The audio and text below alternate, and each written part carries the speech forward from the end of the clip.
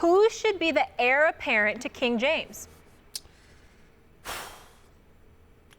Max Kellerman, I'm going to say Mr. Kevin Durant. This is how I feel. Here's why. Steph Curry is big time, a marksman, a sniper extraordinaire. Klay Thompson can explode at any given moment. We see Russell Westbrook and how electrifying he can be, along with a guy like James Harden. All of them are great.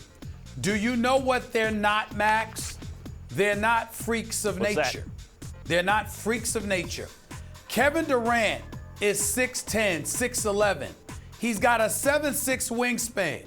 He can handle the ball damn near as well as LeBron. He definitely can shoot better from the perimeter and from the free throw line.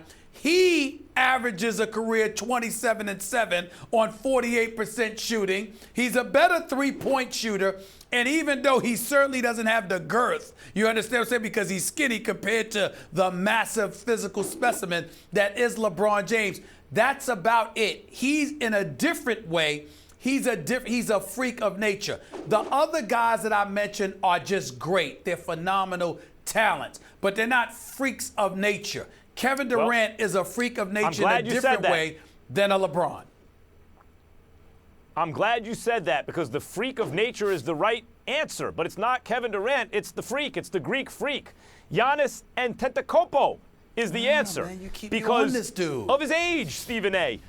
Look. If he gets an outside shot, it's over. If Giannis develops an outside shot, which is developable, people have developed them. Michael Jordan, Kobe Bryant, these guys have shot better from the outside as their career has progressed. Who else? Many others have Michael shot and better from LeBron James. The players who have the LeBron James of basketball, as you mentioned earlier, it's not just that you're the best on the court. You're the most marketable. You're the one that the kids want to wear his sneakers, all those sorts of things. That guy is never a center. Not Wilt Chamberlain, not Kareem, not Shaq. And even though Karl Anthony Towns has the personality, can face up and everything, I don't think it's going to be Karl Anthony Towns or Kristaps Porzingis or even Joel Embiid, and he can't stay healthy anyway. I think it's going to be a guy who faces the basket, puts the ball on the floor, has the kind of game that kids want for themselves. So you might look at Steph Curry or Westbrook, but by the time LeBron's done being the best player in the world, they're going to be past 30. Same thing with Kevin Durant. He'll be past 30. Who does that leave? That leaves the Greek freak who's the same size as Durant, can run your offense, is not a center, doesn't play back to the basket, slow plotting, has the kind of game that kids want to play. Yeah, I want to play like that. And he's 22 years old, and he's on a team that, if they can keep it together, is going to be a great team. I think the answer is actually, look, there is no LeBron, because you also have the personality, the wherewithal to handle it all. Who knows if the Greek freak can do it? But I think you can look at Kawhi, too.